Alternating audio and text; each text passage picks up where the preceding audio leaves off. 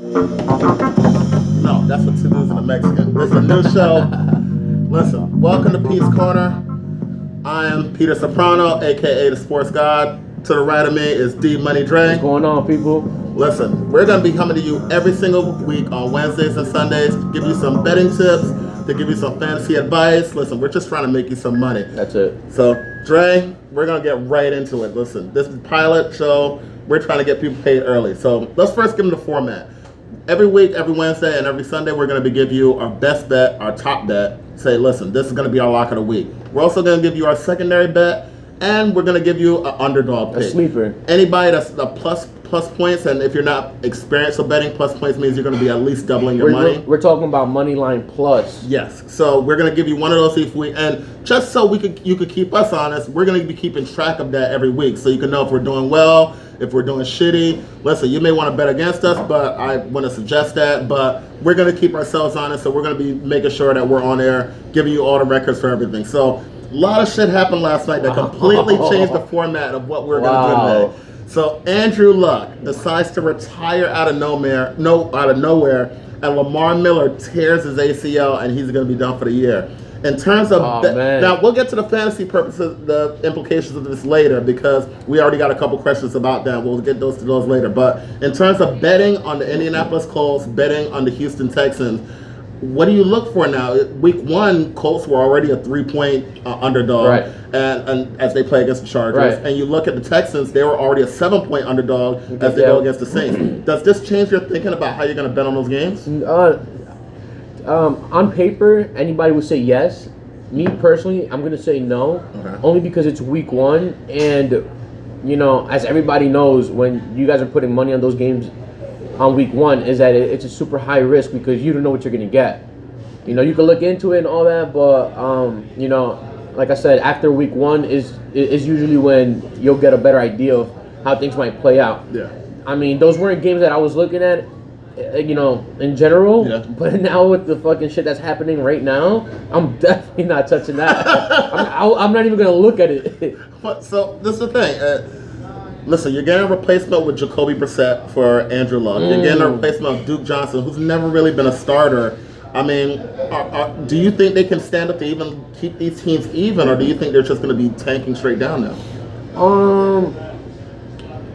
I don't know, but one thing I do know is that right now is a perfect opportunity for them to step up. Yeah. You know? Hey, listen, Brissett's going into this contract year. Duke Johnson just got from a third string to a first string. He just left from Browns to go, you know, because he got traded. He was frustrated with his position. And now both of these guys that Pete just mentioned have the opportunity to cash in and make a huge name for themselves. Hey, look, man, like, for example, the first guy that pops up to me, like, you know, to me is like James Conner. When it was time for him to step up, when Le'Veon Bell was gone, not only did he step up, but, you know, he made a lot of people, you know, quiet and made a lot of people some money. You know, when it was time for people to draft him in the fantasies, and whatnot. Listen, I got him late. I have a huge draft where I drafted him in the 19th round. I drafted James Conner, and it was a keeper league. Right. So that is an unbelievable boost to get somebody like that in 19th round. It's 22 rounds, and I got him in the 19th round, and now I'm gonna have him for the next 3 years. Absolutely. So, you know, with that being said, yeah, and you know, I can see why people might be hesitant, but also, you know, people should realize that, you know, Duke Johnson might be a sleeper. You know, that's something we could discuss in a little bit. Yeah, we'll get to the fantasy implications of that later. But not only did we have the big news of Andrew Luck and retiring and Lamar Miller getting hurt, but we've had two running backs that are huge running backs, top 6, 7 running backs holding out for this whole preseason, and Ezekiel Elliott and Melvin Gordon. Now, those are guys that, like I said, we'll talk about the fantasy implications. I'll even get to that a little bit, but we want to talk about now the Cowboys against Giants week 1. And because of people are getting worried now, the betting line has already went from Cowboys -8 to Cowboys -7. As it gets closer, that line may get a little much. Do you think that you would still continue to bet the Cowboys on that bet? And also with the same thing with the Chargers, they're a 3-point favorite against, we just said earlier, against the Colts. Absolutely. I mean, like, to me, like, the obvious pick was, you know, I would still lean towards the Cowboys no matter what, you know, because defense and offense, they're stacked when you compare them next to the Giants. You know, the Giants might be looking cute preseason, Yeah, But- Giants fans are gonna like you for calling him cute. Calm down, sir. They're not gonna like you for calling him cute. Nah, hey, listen, I fuck with the Giants, but betting purposes, Yeah. It's hard not to go with with Dallas. Despite the whole Ezekiel Elliott might not playing week 1 or whatever, we're holding out, but no, it doesn't change my my outlook as far as like the way I would look towards that game. Do you think he is gonna hold out for week 1? I think he's gonna hold out for week 1. I think he's gonna hold out for. So what about the Chargers with Melvin Gordon? Do you think it's going to be the same situation with them, or do you think he's going to come in? No. Yeah, Melvin Gordon has absolutely no leverage. I don't think he's gonna. I don't think he's gonna play week 1. Wow. But with that game, I would be more cautious, Okay. super more cautious, because again, It's a closer game, 3-point game. It's a closer game. You got a quarterback that's coming in that Again, there's so much shit that happened last night that It's a very clear candidate for a possible upset pick if you may decide to pick that week 1. absolutely, because now Colts 3-point he's underdog. coming into his contract year where he's looking to make a lot of money, Yeah. and you know what? It's time for him to step up. And sometimes when people step up, either they do really good or they do really bad. So again, that's a hit or miss with that game. That's something we're gonna have to look into as the weeks come along. So I want to move on to what type of betting we're going to doing. So normally most people that are going to be watching our show, they're just making the bet before the game and go into it. But I want to talk about live betting. What are some of the advantages and disadvantages of live betting? Obviously, the advantages of live betting is that you can make a lot of money in a matter of minutes. Yeah. And me and Pete have been, and me and Pete have been, at live I'm a games, big proponent for live betting. games, at bars, watching these games, live betting, and then in a matter of 5 minutes, obviously just cashing out. But Yeah. Also the disadvantages of it is chase betting. That's my only sin when it comes to betting is chase betting, and live betting is it's the kryptonite for that. Yeah. People just have to be careful with that. I say only go towards live betting if you see the value. If you have a nice bankroll by the end of the week and you want to touch something live betting, sure. But like I tell everybody that that touches these games or anything, you got to look at the value. If it's there, and it's and it's not worth that much of a risk, obviously you would hop all over it. Yeah. But I mean, what do you think? Listen, I'm a big proponent of live betting. I will say that if you have a team A, and they may be the favorite by maybe 7 points, and Team B scores first, you're pretty much getting Team A that you thought were going to win the game anyway at even money. So I'm a big proponent of it. Now, the one downside of it is if you're on Team A and they go out there and score 14 points in the first quarter, then you may want to say, all right, you know what, it's too late. I probably can't bet it. I missed out on it. But in most cases, you usually get good money. And even if they score first, you can still bet that over-under line, which that changes dramatically with every score. Right. If you go to first quarter without any points, that line is going to drop way down. If you go to first quarter and there's 21 points scored, it's going to go way up. So, and usually if you look at the betting line from the start of the game, right, it's usually around that at the end of the game. So depending on how the game starts out, you can usually make a good informed bet to bet what the opposite is that happens to start the game, and it's probably going to end up coming back down naturally. You'll hit probably about 60 to 70% of those bets. Let me give you a perfect example on how I made a lot of money last NFL season live betting for the that Monday Night Football game between Kansas City and Los Angeles Rams. Highest scoring game. So I bet the overall over, like the total, before the game, which was huge. And then what I ended up doing was live betting as the game was going on. So I took them at the first half, I took them at the second half, and I was live betting the overall total as the game was going. Again, to me, I saw the value that, wow, both teams are playing a college football game at a college football arena, and these guys it felt like a college game. It felt like a college game. It was fun, don't get me wrong. But I knew, wow. And by the way, that's not the outro. I thought Dre had his own music for a second. I was about to be very impressed. I was ready to leave. No, but the point I'm trying to make is that's where I saw the value, and that's when you need to capitalize. With games like that, Yeah, so and that's kind of like last night. Last night I was watching the Arizona Hawaii college football Right, game. yes, wow. That game started out, the over under was like 72. I said as soon as they scored 20, and after the first quarter it was 21-21. Wow. And it's mid second quarter, 21-21. I'm like, Mid this is ridiculous. mid second quarter? Yeah. Okay. So we already had 42 points mid second quarter. I'm like, holy crap! Like You're telling me 5 more touchdowns you hit the over? I'm like, listen, it went up to like 77. I'm like, yo, still bet the over. This is gonna be over 80 points. Easy. It did win over 80 points. Yeah, It kept exactly. going. And that's what I'm talking about. You can see the flow of games early once you do live betting, and you could decide it may be different than what you thought about before the game. Somebody could get hurt the first quarter, and that completely changed it. So I'm much more of a proponent for pay attention to the game, live bet it, and you'll be more informed in terms of what you're gonna do. Yeah, for me, I'm more 70% when it comes to live betting. At least for me, I'm looking more at the total.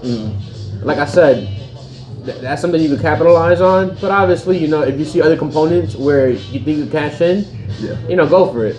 Yeah. So it's big time fantasy draft season. Oof, yes.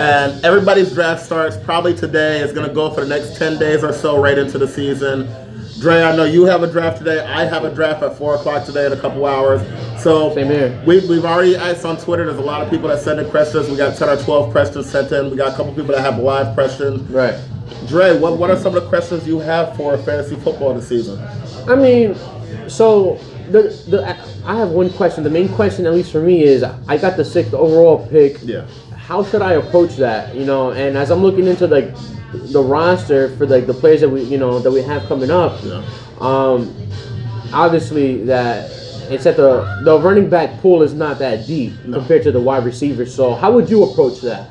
Listen, I think the first round is kind of one of those safe rounds. Everybody puts so much pressure on the first round pick. Right.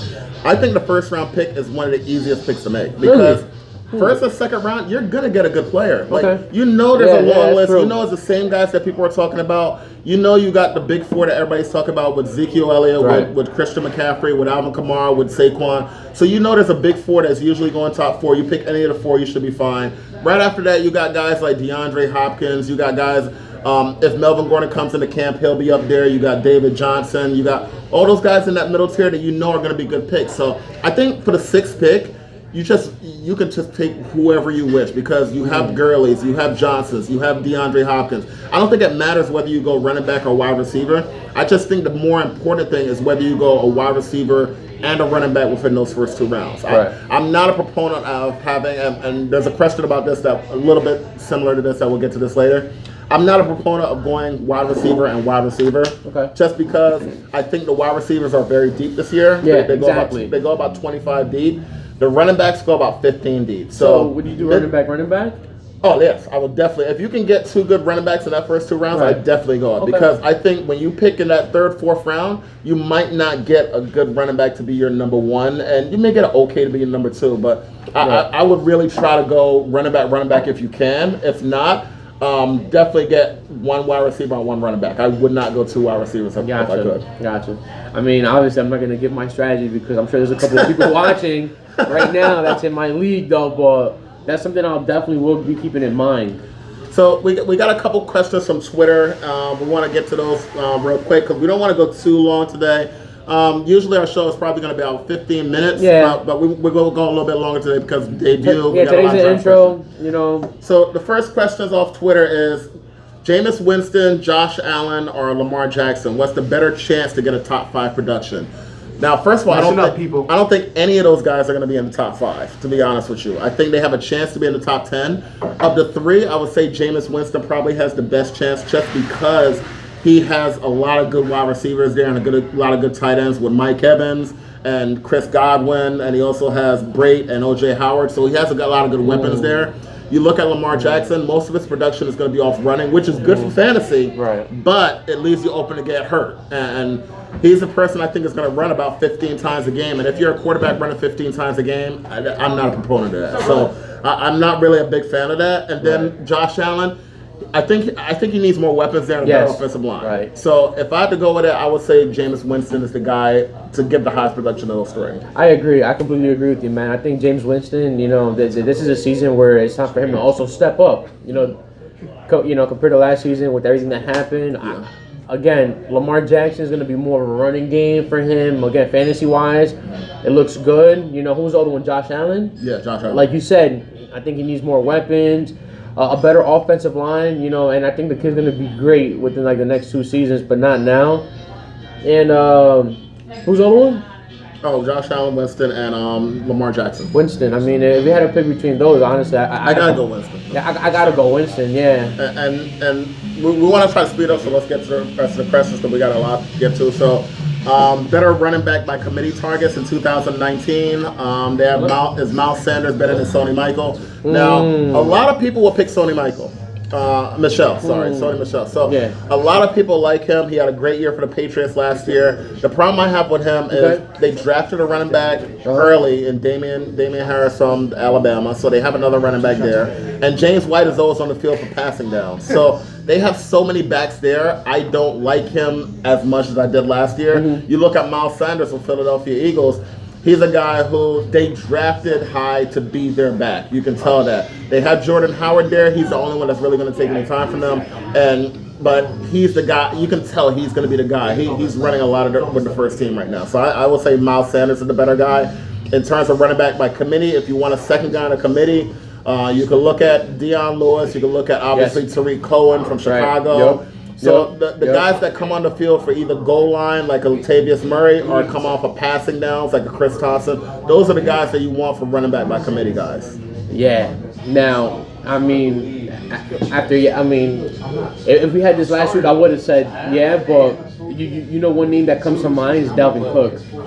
Well, Dalvin Cook is going to be. I don't from think Minnesota. Yeah, honestly, I think he's going to make a lot of noise, and when it comes to those first and goal situations, I think it's going to be unfair for any team that's up against them. But the thing with Dalvin Cook is, last year they had kind of a running back by committee there. Yep. That got broken up because Latavius Murray is now with the New Orleans Saints to back up Kamara. Right. So Cook just kind of has rookies behind him. He has Boone behind him, and he has the rookie Madison behind him. So it's kind of Cook's job. So I'm not really going to consider that running back by committee. Okay. I think that's mostly his job. So. But me, I would probably still go with Sony Michel. Yeah. Okay. Honestly. No, most people will. Most people will go with Sony Michel because he had a good year. He has the pedigree from last year. Don't get me wrong, Miles Sanders is a great, that's a great option.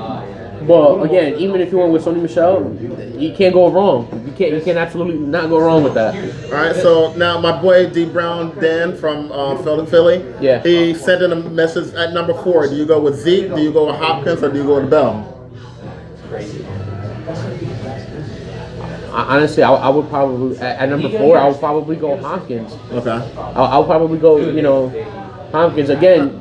The way I look at it is that everybody's probably going to be snatching running backs early. Yeah. You never want to follow the trend. You want to create the trend. To me, if you could snatch a really good ace wide receiver, and it's available, in my opinion, I say go for it. I would say at number 4. If this was like number 6, then I could see. It was between those picks. Yeah. Obviously. Oh yeah. If it's between those guys, I think a big part of it has to do with Zeke signing. If your draft is before Zeke signing, I don't think you can go with him, and that's the big part about it. That's a high risk. Yeah, it's too risky because of what happened last year with Bell. Even though you don't expect that to happen again, it's very hard to take that risk. People are going to be gun shy with taking Gordon and taking Zeke. We'll get to that later, but we got Cowboys fans, right? But seriously, I think Zeke is the guy that, if he's in camp, you got to take a number 4. I think he may even go before number 4. But if he's not in camp, you can't take that risk. And when you go between Bell and Hopkins, I would probably go with Hopkins just because I think he's more established there. He's been there before. And you look at Bell, yes, he has production, but he's on a new team, so new offensive line. So we don't know how fast they're going to gel together. Exactly. He might start off fast. He might start off slow. And, when it comes down to these points, we can't depend on that. You need somebody that you can depend on, and somebody that's going to get you these points early on, especially fast. Yeah. Early in the season. Yeah, so I'm going with Hopkins. I agree with you. I'll go Hopkins at number 4 if your draft is today or before Zeke signs. Next question from my boy Albert out in Arizona. He said, "Who will be a bigger force for years to come?" This is actually Josh Allen, the defensive end, Okay. or Devin White, the linebacker. From Tampa Bay. Yeah, and I think this is a really good question, especially for IDP leagues that start defensive players. I think that if you're in an IDP league which I don't actually like because it's way too much. Like, if you're going to be in IDP leagues, you might as well be a real general manager. It's ridiculous to be in IDP leagues. But if you're going to be choosing between those two, I think Devin White is somebody who's going to get more tackles. Linebacker, he's a middle linebacker, and middle linebackers usually get more tackles. Right. But if you're going to be in a league that rewards more for sacks, then you got to go with Josh Allen because I think he's going to be a sack monster. I think he's somebody who can get 10 sacks every year, and he's going to be that type of a player. Yeah, man, Josh Allen. I've always been a fan of him, man. This guy's a beast. I'm going to lean towards Josh Allen on that pick. Devin White obviously is not. It's not a bad choice though, but you know, and people might disagree though, but you know, I still think that Josh Allen, you know, by a comfortable lead, in my opinion, is ahead of Devin White. All right, next question out, my boy Jerry out in Arizona. He's talking about Kels, Kittle, and Ertz. Are they worth a second round or third round pick this season? What do you think? I think so. I think that. Listen, if you want somebody like Travis Kelce, you're gonna have to give him a second round. Ertz, Kittle, and who? Ertz, Kittle, and Kelce. Yeah, absolutely. If you want Kelce, you have to get him in the second round because he's going to go in the second round. Absolutely. If you want Ertz or you want Kittle, Ertz is probably going to go early third round. Kittle maybe in the middle to late third round. So you got to get one of those guys there. In my opinion, with the tight end position, if you get one of those three in those positions, that's fine. If you don't get one of those three, the next gap is probably like round 6. I wouldn't take a quarterback in round 4 or 5 until I get to 6. I was thinking 7 or 6. Yeah, but this is the thing. With 6, then you start having guys like O.J. Howard, Hunter Henry, Evan Ingram from the Giants. Those guys you can pick in 6 and 7. Right. And then after that, then I have one sleeper tight end, I think Jimmy Graham. Yeah, Jimmy Graham is a guy who had a bad year last year. Despite the injuries and all that? He had injuries and he had a lot of touchdowns called back because of penalties. Because I watched him very closely. Okay. So one of the things with Jimmy Graham is that if you look at his first year in Seattle, he had 2 touchdowns. Second year in Seattle, 6 touchdowns. Third year in Seattle, 10 touchdowns. As he gets more of that connection with the quarterback, he starts to get better. And that's very important for the tight end because the tight end and the quarterback got to be on the same page in the red zone. Okay. So I think him, and especially you're playing with Aaron Rodgers, right, the best quarterback in football. So if you're playing with Rodgers, and you got somebody like that throwing to you, now you got your second year with him, I think it's going to be opened up a little bit more. So I think even though last year he only had like 500 yards or 600 yards, I think this year he can have an 800-yard season and he can get around 6 to 8 touchdowns. To me, my sleeper tight end that I'm looking at is Kyle Rudolph from Minnesota. Okay. You know, this guy's a beast. I think he's going to explode this year. And if you could reach him, in my opinion, like somewhere like in the 9th round, 10th round, and if he's still available, why not? Snatch him. You know, that's somebody that's going to come so clutch for like a flex position maybe. Yeah. Or even a bye week, you know. So next question, my boy Luis Serrano. He sent in, how am I doing on my wide receivers? You have Brandon Cooks, Jarvis Landry, D.D. Westbrook, Deebo Samuel, Chris Godwin, and A.J. Green. So with those guys, I think it's you don't really have a top guy. Brandon Cooks is probably your best guy. You probably got him in either late second or early third round. So I'm assuming you got a good running back to start out. As long as you got 1 or 2 running backs with them, you're good. But listen, I like Cooks. Landry, I think, makes a good number 2 to number 3 wide receiver. I'm not a big fan of D.D. Westbrook. A.J. Green, a little bit of breaking news came out this week when it said that, listen, he's going to miss a couple games. He's not only is he's not going to start the season, but he's not going to make probably the first quarter of the season. So A.J. Green may be out a little bit, a couple weeks. I like Chris Godwin. I think he could be a good number 2 wide receiver for you. Deebo Samuel is kind of just a rookie. I'm not big on rookies. Maybe if it's a keeper league, it works more for you, but I'm not too big on him. But I think you do have a lot of good solid number 2s between Cook, Landry, and Godwin. Yeah, Lewis is looking, I mean, he's looking all right in the wide receiver position. I mean, it's not the best. And as long as you get a good running back. And I'm going to make the same assumption that Pete just made. I'm going to assume that your running backs are looking good. So if your running backs are looking good and you have this roster, I think you'll be fine. I think you'll be fine. I think A.J. Green will probably come mid-season, and he'll make the same splash that Amari Cooper made last season. Yeah. Once he gets in though. But as far as wide receivers, I mean, wait a couple of weeks, see what you could do. I'll probably get rid of. I mean, don't get rid of anybody. Keep everybody. But you'll be all right. I mean, you're pretty good right now, honestly. Yeah, keep with that team, and then you see how they start the year. I like D.D. Westbrook a lot, to be honest. You like Westbrook? Yeah, hell yeah. D.D. Now the D.D. Westbrook fans are on the show. All right, so a couple more questions going on here. So, another one from Luis Serrano. He says thoughts on Jacoby Brissett and kind of in combination with Duke Johnson. We kind of touched on this earlier. Duke Johnson. Now I have to say the fantasy purpose for Duke Johnson. He has never gotten more than 150 carries in his career other than 1 year in college. That's it. Other than that, he's been 140 carries or low. In his NFL career, other than one season where he had 100 carries his rookie year, he's never had more than 80 carries.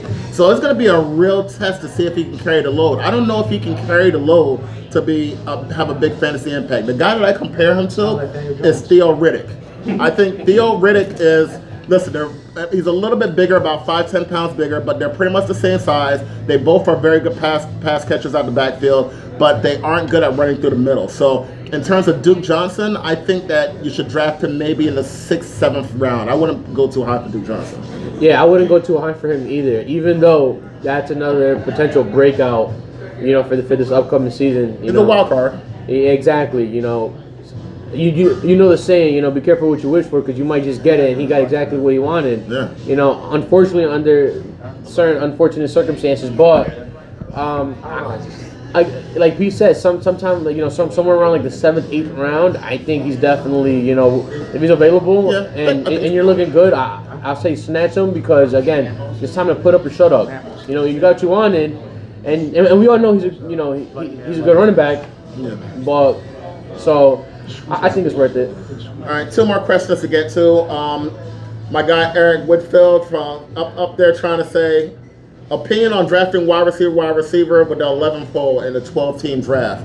I already said 11th pick? Yeah, I already said I'm not a fan of picking wide receiver because when it comes back around, it's a long way to come back around. If you're in a 10-team league, then you can do it. But in a 12-team league, you're not picking. Once you pick at number 13 or actually 14, you're not picking again until 35th. That's a huge gap. So I don't think any of the top 15 running backs are going to be there when you pick. But I do think you can get a solid wide receiver. Absolutely. And I think the gap between the 15th running back and the 17th running back is much more than if you're going to get the 15th wide receiver and the 25th wide receiver. Absolutely, hell yeah. So I would go towards, listen, you got to get one running back in those first 2 picks. So that would be go with 2 running backs because if you can't get 2 running backs. Yeah, I mean, because there'll be good wide receivers when it comes back around. When it comes back around, you may have like a Chris Carson, you may have a Derrick Henry come around there at running back. So they'll be your top back if you go wide receiver. I don't know if you're going to be confident with that. But if you wait for the wide receiver, you're going to have some solid wide receivers coming around there, whether it's Kenny Galladay, whether it's Calvin Ridley. So you'll have some people for that. Yeah. I mean, my opinion, go running back, and then focus on the wide receivers later. Because like Pete said, there's a big gap in between by the time, you're going into, the 3rd, 4th round? Yeah. So invest in that early because, I mean, like I said, the wide receiver pool is super deep this year. There's going to be a lot of sleepers, and I think the value's in the running backs early. All right. And the last question that came in from Twitter is my boy Johnny Wilds out there in Cali. He said, who's the top running back that nobody is looking at? I would say one of the running backs that people are probably looking at, not highly, like I said, maybe probably in the 3rd, 4th round that I like as a top 12 running back is Derrick Henry from the Titans. Okay. The reason why is because he should have been, and this is not biased, but he should shut the hell up. Listen, last year he should have been the center of the offense. All Titans fans knew he should have been the center of the offense, but for some reason, the offensive coordinator, who's now the coach in Green Bay, decided to make Dion Lewis the big guy there. And that failed epically. And then middle of the year, Derrick Henry was made the top guy, and he ran wild. He won people fantasy championships because of how good he was down the stretch. Now, the offensive coordinator has already said that Derrick Henry will be the center of the offense. So they're going to give him 15, 20 carries a game. They're going to give him 2 or 3 catches. He's going to get about 20 touches a game. And if you give Derrick Henry 20 touches a game, he's probably going to get 120 yards. So I really like Derrick Henry this year. Not as a top 5 or top 10, but I think he could be right outside that top 10 and maybe in the 12 to 14 range. Yeah, getting close to those higher rounds. The one that looks good to me is Phillip Lindsay from Denver Broncos. You know, this guy was a beast, and when he got on that field, he showed what he could do. Yeah. I mean, this guy had like 9 touchdowns that season, and he didn't even play a full season. So, you know, to me, I think Phillip Lindsay, if you could snatch him in the late rounds, that's somebody that's going to make a lot of noise and give you a lot of points this season. All right. So, listen. As we said, this was the first episode. This is the pilot. We will be with you again on Wednesday, every Wednesday and Sunday. So, listen, you guys got to tune in. Go subscribe to the page. You still got to subscribe to Two Dudes in the Mexican webpage because it's still going to be on YouTube. It's coming right up. And that show is coming up probably in about 10 minutes, so get ready for that. But until Wednesday, guys, listen. look, this season, stay tuned. This isn't those pages you got to pay for. You guys go off of what we give you, and obviously we're going to keep a record. Listen, the proof is in the pudding, man. We're going to have hot streaks, and we just want to make you guys some money. Obviously, we want to make some money. Of course. And, you know, just stay tuned because we got Do it a on lot your of... own risk. We got... Exactly. We're not responsible for your betting. Listen, but you stick with us, and we're going to be good. So, Cheers, cheers. you guys. And we'll catch you guys on Wednesday. Peace. Corner. Behind your collar.